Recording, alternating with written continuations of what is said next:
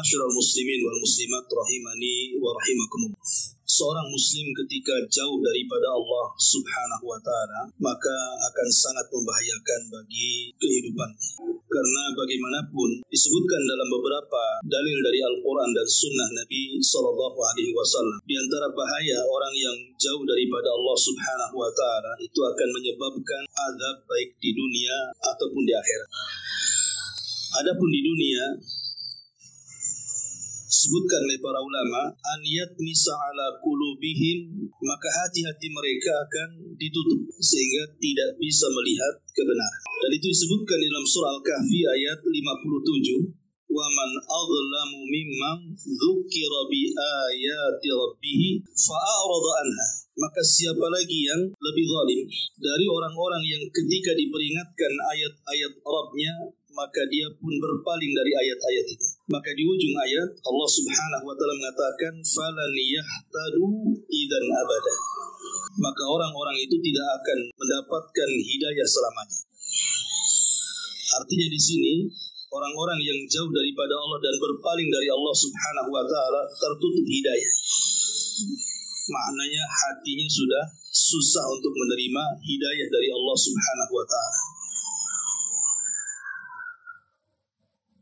Kemudian juga Allah mengatakan siapa lagi yang lebih zalim daripada orang-orang yang mereka berpaling. Artinya tidak ada manusia yang lebih zalim dibandingkan orang-orang yang berpaling ataupun jauh daripada Allah Subhanahu wa ta'ala.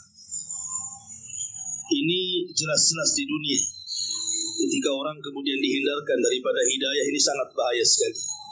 Karena hidayah inilah yang membimbing kita dari dunia sampai akhirat. Ma'asyiral muslimin wal muslimat rahimani wa rahimakumullah. Tentu adapun azab akhirat sudah jelas. Maka orang yang jauh dengan Allah Subhanahu wa taala terancam dengan nerakanya Allah Subhanahu wa taala. Tapi yang ingin saya jelaskan di sore ini, kita akan menjelaskan tentang alamat saja. Maksudnya orang-orang yang jauh daripada Allah itu seperti apa alamatnya. Yang pertama, tarkul ibadah. Ketika orang mulai meninggalkan ibadah, malas sholat, malas untuk berzikir, malas untuk mengaji, dan ibadah-ibadah yang lainnya. Jadi ketika orang mulai meninggalkan ibadah, tandanya dia jauh daripada Allah Subhanahu wa ta'ala. Yang kedua, dha'ful iman. Ketika imannya melemah. Artinya ketika imannya melemah, apa penyebab lemahnya iman? Maksiat. Jadi ketika orang kemudian mulai banyak bermaksiat kepada Allah Subhanahu wa ta'ala, berarti tandanya dia mulai jauh dari Allah Subhanahu wa ta'ala. Kemudian yang ketiga, lazzatul maksiati. Ketika dia merasa lezat dengan maksiat, merasa senang dengan maksiat yang dilakukannya dan tidak menyesal, berarti dia jauh daripada Allah Subhanahu wa ta'ala. Kemudian yang keempat, al-fiqru as-salbi. Cara berfikir yang negatif, selalu suudzon, tidak ada pikiran-pikiran baik dalam hatinya. Maka ini juga salah satu penyebab jauhnya kita dari Allah Azza wa Jalla. Kemudian juga al-qunutu min rahmatillahi azza wa jalla. Ketika orang mudah putus asa dari rahmat Allah Subhanahu wa ta'ala. Mungkin dia merasa banyak musibah atau mungkin juga banyak melakukan dosa sehingga dia merasa dosanya sudah terlalu banyak dan dia mengira Allah Subhanahu wa ta'ala tidak akan mengampuninya. Maka justru al-qunut min rahmatillah, putus asa dari rahmat Allah itu lebih dosa dibandingkan dosanya sendiri. Karena inilah yang menghalangi taubat. Ketika orang putus asa dari rahmat Allah, itulah yang menghalangi taubat dia kepada Allah Azza wa Jalla. Berarti makin jauh dia kepada Allah Subhanahu wa ta'ala. Kemudian juga al-ghurur wa takabbur. Ketika seseorang tertipu dan juga kesombongan. Tertipu dengan dunia akhirnya menjadi sombong. Maka ini juga perkara yang bisa menjauhkan kita dari Allah Subhanahu wa ta'ala. Karena kita tahu bahwa sombong itu adalah sifatnya iblis. Bahkan sombong adalah dosa pertama di mana Allah dimaksiati oleh iblis di langit. Dan kita tahu bahwa iblis ini berusaha menjauhkan manusia dari Allah Subhanahu wa ta'ala. Termasuk juga hasad. Hasad dan kedengkian, al-hasad wal-hid. Hasad dan kedengkian juga termasuk penyakit-penyakit iblis yang berusaha menjauhkan manusia dari Allah Subhanahu wa ta'ala. Kemudian juga al-zulmu wal-i'tidah. Kata para ulama, orang yang suka berbuat zalim sampai melampaui batas kepada manusia dalam hal kezalimannya. Jadi bukannya dia menyesal karena kezalimannya, justru dia melampaui batas dan dia senang dengan kezalimannya, maka ini tanda orang itu jauh daripada Allah Subhanahu wa taala. Kemudian adamur ridha, tidak adanya redha saat diberikan musibah. Kemudian dia tidak redha dengan musibah yang Allah Subhanahu wa taala berikan kepada dia. Atau saat diseretkan rizkinya, dia tidak terima akan pemberian Allah Subhanahu wa taala dan pembagiannya. Maka ini juga tanda jauh dari Allah Subhanahu wa taala. Kemudian insyighalu bidunya, sibuk dengan perkara dunia. Jadi hidupnya hanya untuk mencari dunia saja. Pagi, siang, sore, malam hanya dicarinya dunia saja. Dia tidak ingat akhirat. Maka ketika seseorang kemudian terus dalam pikirannya hanya dunia, berarti tanda orang ini jauh daripada Allah Subhanahu wa taala. Kemudian qillatul dzikr, sedikitnya berzikir atau sama sekali tidak berzikir atau jarang berzikir. Karena kita tahu bahwa zikir itu salah satu yang bisa mendekatkan kita kepada Allah. Ketika kita jarang berzikir atau sama sekali tidak berzikir, tandanya kita jauh daripada Allah Subhanahu wa taala. Kemudian juga al-bukhl, kebakhilan. Orang yang bakhil, tidak mau berbuat baik kepada saudaranya, maka ini juga tanda jauhnya dia dari Allah Subhanahu wa taala. Kemudian kasratus syakwa, banyak mengeluh. Dalam kehidupannya banyak sekali mengeluh. Dia tidak pernah mengadukan urusannya kepada Allah. Justru ketika dia mengeluh itu, mengeluh kepada manusia. Lebih parahnya lagi, mengeluh kepada medsos. Ini kan banyak sekali sekarang. Ini juga tanda jauhnya kita dari Allah Subhanahu wa ta'ala. Kemudian juga ada mutafkir bil akhirah. Tidak ada kepikiran soal akhirat. Dia nggak kepikir kalau dia mau mati. Dia tidak terfikir bahwa nanti masuk di alam kubur itu ada fitnah kubur, ada azab kubur, ada nikmat kubur. Nanti setelah dikiamatkan ada banyak peristiwa setelah kiamat. Dia tidak terfikir ke situ. Maka ini juga tanda jauh daripada Allah Subhanahu wa ta'ala. Termasuk al-khawfu minasyaitan. Al-khawfu minasyaitan. Takut dari setan. Harusnya takut itu diberikan kepada Allah Subhanahu wa ta'ala, malah takut dari setan. Maka ini juga tanda jauhnya kita dari Allah Subhanahu wa ta'ala. Kemudian ada musabri indal bala. Tidak adanya kesabaran saat mendapatkan ujian dari Allah Subhanahu wa ta'ala. Tasahud. Tasahud itu artinya tidak menerima takdir. Kemudian juga ada musyur bil aman. Tidak ada perasaan aman. Yang ada hanya kekhawatiran dan kekhawatiran. Maka perasaan-perasaan seperti ini juga tanda jauhnya kita dari Allah Subhanahu wa ta'ala. Termasuk juga orang-orang yang mereka terkadang meninggalkan dosa besar, tetapi mereka terjerumus kepada dosa kecil. Ketika dia melakukan dosa kecil, dia terus-terusan melakukannya sehingga menjadi besar. Seperti mamanya orang yang meremehkan melihat di medsos umpamanya kan, kita melihat YouTube atau apa, gambar-gambar yang tidak boleh dilihat karena melihat aurat, ya mungkin itu dosa kecil, tapi kalau terus-terusan kan jadi besar kan begitu. Artinya dia tidak pernah muraqabah dengan Allah Azza wa Jalla, tanda dia jauhnya dari Allah Subhanahu wa ta'ala.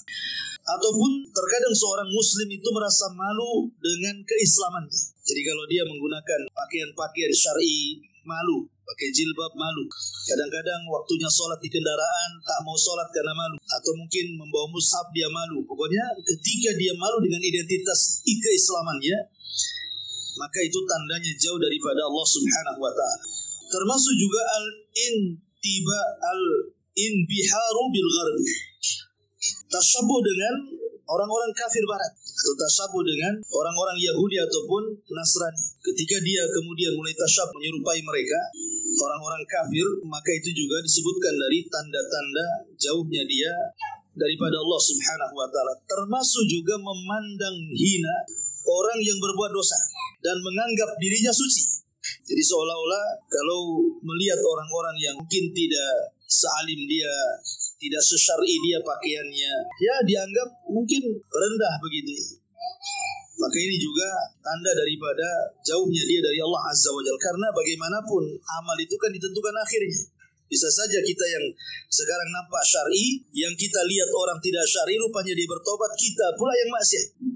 Itu kan tanda daripada ghurur tadi yang pertama kan, merasa adanya takabur dalam hatinya. Kemudian juga ma'asyiral muslimin wal muslimat rahimani wa rahimakumullah. Kasratul dhahik wal mizah wal lahwi wal la'b. Banyak tertawa, banyaknya main-main, banyaknya bersendau gurau, banyaknya mengeluarkan kalimat-kalimat yang tidak ada faedahnya dibandingkan yang ada manfaatnya, maka ini juga tanda jauhnya kita dari Allah. Kenapa? Karena setan sengaja melalaikan dengan permainan-permainan sehingga kita lupa dari Allah Subhanahu wa ta'ala. Termasuk juga as-sukhriyatu wal istihza. Ketika dia mengolok-olok orang lain, menghina orang lain, maka itu juga termasuk tanda-tanda jauhnya kita dari Allah Azza wa Jalla. Termasuk al-ghibatu wan namimatu wal la'an was-sabbu.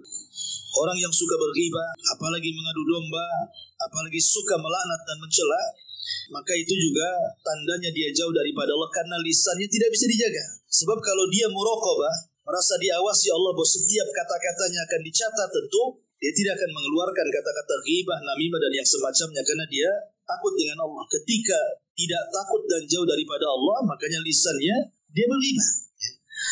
Termasuk nisyanul dzambil madhi, melupakan dosa-dosa masa lalu.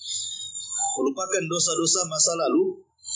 Wa wadha'a dzambu ala dzambi, kemudian meletakkan dosa baru di atas dosa barunya lagi. Artinya menumpuk-numpuk dosa. Harusnya kalau orang berbuat dosa, menyesal kan, kenapa dulu saya berzina, kenapa dulu saya minum khamar, kenapa saya dulu berjudi, kenapa dulu saya menggibah, kenapa dulu saya mentato dan begitu seterusnya. Ini tidak merasa menyesal, bahkan seolah-olah dosa itu dilupakan dia.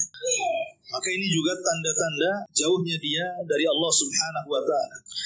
Termasuk juga tulul amali, panjang angan-angan.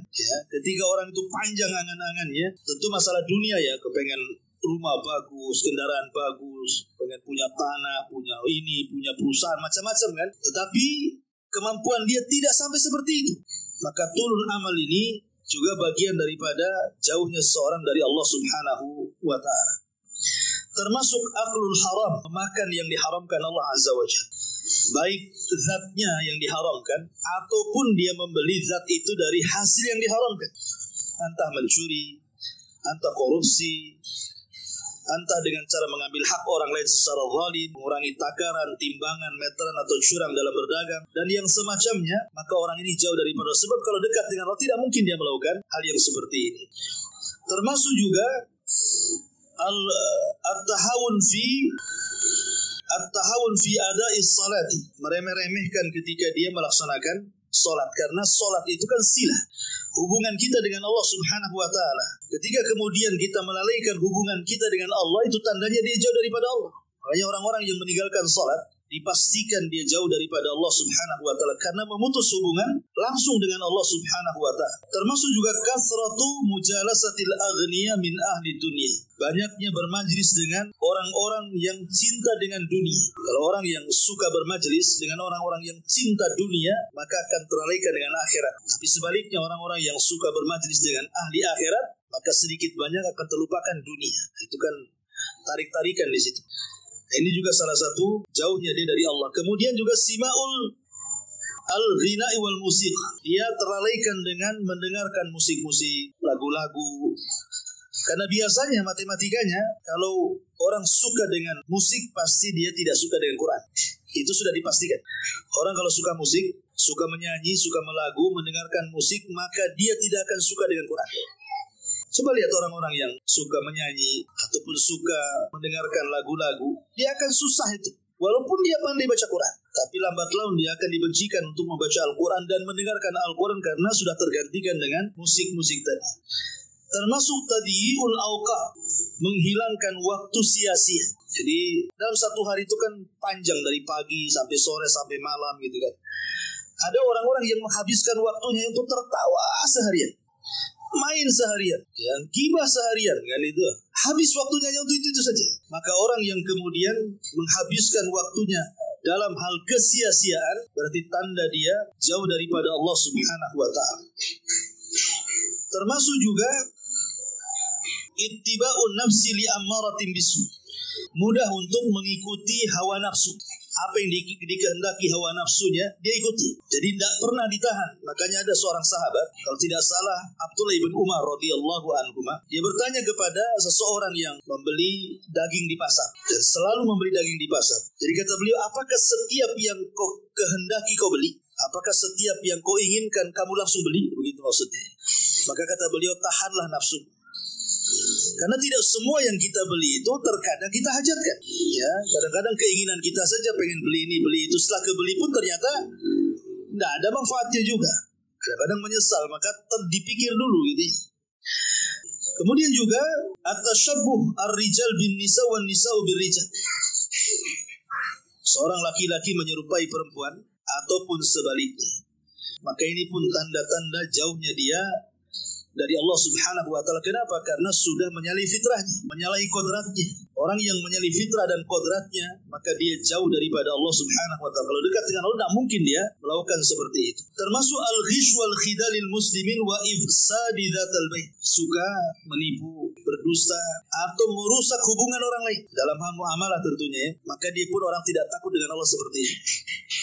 Sebab kalau takut dekat dengan Allah, tidak mungkin dia berdusta. Termasuk juga al-bu'du anil Qur'an, jauhnya orang dari Al-Quran. Ketika orang jauh daripada Al-Quran, berarti dijauhkan dari hidayah dan didekatkan dengan syaitan dan dijauhkan dari Allah Subhanahu wa ta'ala. Termasuk tarkul amri bil ma'ruf wan nahyu anil munkar, meninggalkan mengajak manusia kepada kebaikan dan meninggalkan mencegah manusia dari kemungkaran. Dibiarkan, ada kemungkaran ya dibiarkan, ada kebaikan ya tidak mengajak. Makanya kenapa kepala rumah tangga itu sampai dilaknat di dalam hadis ketika dia menjadi dayus. Apa itu dayus? Kepala rumah tangga yang tidak punya kecemburuan ketika salah satu keluarganya mereka melakukan kemaksiatan. Dibiarkan. Ya, maka ini juga disebutkan dari tanda-tanda jauhnya seorang dari Allah Subhanahu wa taala. Termasuk juga at-tarfu az-zaid wal ghurur al-kadhib. Seorang berbangga dengan dunia berlebihan.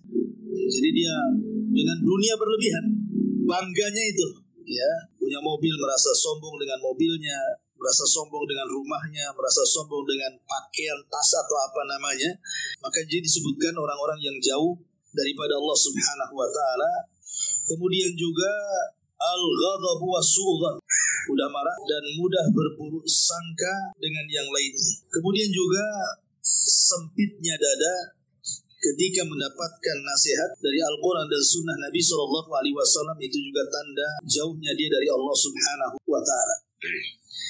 Ini diantara yang disebutkan oleh para ulama tentang tanda-tanda orang-orang yang jauh daripada Allah Subhanahu wa ta'ala. Tadi saya sudah katakan bahwa orang yang jauh daripada Allah Subhanahu wa ta'ala ini sangat bahaya sekali. Karena Allah Subhanahu wa ta'ala akan mengancam. Di dalam Al-Quranul Karim Allah Subhanahu wa ta'ala mengatakan dalam surah As-Sajdah ayat 22. Allah mengatakan, "Wa man adlamu mimman dzukkira bi ayati rabbih tsumma a'rada anha. Inna minal mujrimina muntaqimun." Siapa lagi orang-orang yang zalim dibandingkan orang-orang yang diingatkan dengan ayat-ayat Rabbnya kemudian dia berpaling. Maka sesungguhnya kami, kata Allah Subhanahu wa ta'ala, terhadap orang-orang mujrim itu kelak akan membalas. Ketika Allah katakan kami akan membalasnya, tentu balasan Allah bukan seperti balasan manusia kepada manusia. Paling tinggi manusia ketika balas dendam paling membunuh. Itu paling tinggi manusia itu kalau tidak suka dengan orang, marah, paling tinggi kematian, dibunuhnya. Tapi kalau Allah Subhanahu wa ta'ala membalas jauh lebih dahsyat dibandingkan balasan manusia kepada manusia. Sebab balasannya neraka, na'udzubillah kan. Dan neraka itu jangan dibayangkan dahsyatnya dan kengeriannya. Ini diantara tanda-tanda yang disebutkan oleh para ulama. Ya, mudah-mudahan bisa menjadi bahan renungan bahwa kita hidup di dunia ini harus dekat dengan Allah Subhanahu wa ta'ala, karena Allah itulah yang akan menjaga kita. Bagaimana Nabi SAW mengatakan kepada Abdullah ibn Abbas radhiyallahu anhuma, apa kata Rasul? Ihfadillah yahfadka, ihfadillah tajidhu tujahak. Jagalah Allah, niscaya Allah akan menjaga kamu. Jagalah Allah, niscaya engkau akan mendapatkan Allah di hadapan. Artinya siapapun yang dekat dengan Allah, maka kita akan mendapatkan penjagaan. Makanya dahulu ada seorang kakek yang sudah tua, usianya 80 tahun ke atas. Tapi pendengarannya baik, penglihatannya baik, kemudian juga bicaranya juga baik gitu ya.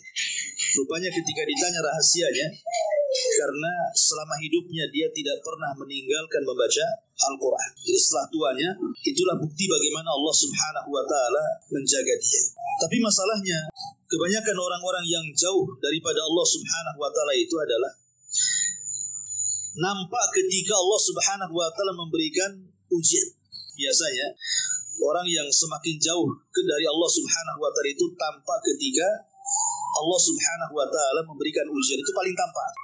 Mungkin kesulitan ekonomi, ya, terkadang saking susahnya, saking miskinnya, bukannya makin dekat kepada Allah, malah justru datang ke dukun, datang ke orang-orang pinter, kadang-kadang jadi penjahat gitu ya, untuk memenuhi kebutuhannya. Atau saat sakit, terkadang dia tidak sabar, tidak redha, atau mungkin ketika ada masalah di keluarganya, dengan orang tuanya, dengan pasangannya, dengan tetangganya, itu nampak sekali. Ya, disebutkan oleh para ulama, ada 3 ayat kalau kita renungkan.